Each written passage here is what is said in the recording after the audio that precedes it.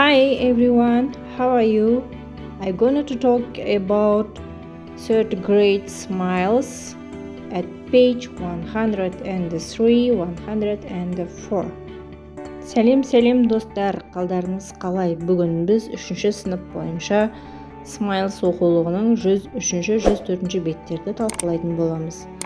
Сабағымызды бастамас бұрын сіздерге айтар бір өтінішім, каналға тіркеліп, лайк басып кетсеңіздер мен өте қуанышты болар едім. Ал ендеше бүгінгі сабағымызды бастайық. Now time for Клил geography. Клил бойынша тапсырма берілген екен, яғни географиямен байланысты біз тапсырма орындайтын боламыз. Exercise 26 thinking cap. Яғни 26-шы жаттығуда ақылды кепка бойынша тапсырма берілген. The water cycle, яғни су айналымы тақырыбы бойынша. Read, then match. Оқыңыз және салыстырыңыз дейді. My name is Drew Drop. Let me tell you about my amazing journey. Менің есімім Дрю Тамшы. Мен өзімнің керемет саяхатым туралы айтайын дейді. One day I was in the ocean. The sun was hot. I was hot too. Бір күні мен мұхитта болғанмын. Күн өте ыстық болды. Мен де ыстық болдым. I traveled up to the sky as water vapor. Мен сулы бу болып аспанға саяхаттадым. I evaporated. Мен буландым. I joined some other drops to form a cloud. Бұлттағы басқа да тамшыларға қосылдым. Then the wind started to blow the cloud to the mountains. Сосын жел басталып, тауға бұлттарды ұшырды. I was cold. Мен мұздадым. Яғни жаурадым дейді. I started to condense. Мен қоюлана бастадым. Яғни қатты бола бастадым дейді. I turned back into a drop water. Мен қайтадан судың тамшысына айналдым. The cloud was heavy. Бұлт ауыр бола бастады. All the drops of water started falling down into a river. Судың барлық тамшылары төменге, яғни өзенге құлай бастады. This is called precipitation. Яғни бұл атмосфералық жауын-шашын деп аталады. The last paragraph, яғни соңғы параграф. Then the river carried us back to the ocean. Сосын өзен бізді қайтадан мұхитқа жеткізді. That was a great journey through the water cycle. I am ready to do it again. Бұл өте керемет саяхат болды. Су циклі арқылы тағы да саяхаттауға дайынмын. Мінеке балалар, бұл мәтінде өте қызықты екен. Яғни судың бу түрінде, қатты түрінде және сұйық түрінде де қалай өзгеріске түсетінін біз осы мәтіннен білдік.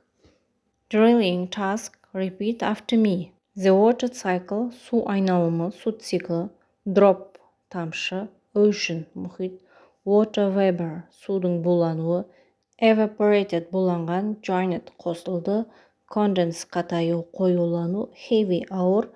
Falling down, төменге құлау. Precipitation, жауын-шашын. Осы сөздерді жаттап оларыңызға кеңес беремін. Сәйкестендіру тапсырмасын жасамас бұрын мына жаңа сөздерді қайтадан тағы бір қайталап өтейін. Condensation, қойылту, конденсация. Precipitation, жауын-шашын.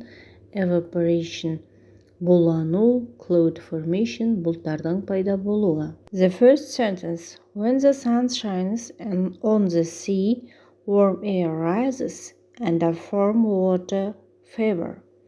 This is called C жауабы болады. Evaporation, яғни булану. Яғни теңізде күн жылы болған кезде жылы ауа жоғары көтеріледі және бұл форма судың булануы деп аталады. Екінші сөйлем. The water vapor in the air changed into small drops of water. This is called condensation. Yes? Яғни будың тамшыға айналу процесі бұл конденсация деп аталады. The small drop of water come together and form clouds. This is called cloud formation. Судың майда тамшылары бірігіп бұлт жасайды. Бұл процесс бұлттың пайда болуы деп аталады. Төртінші сөйлем.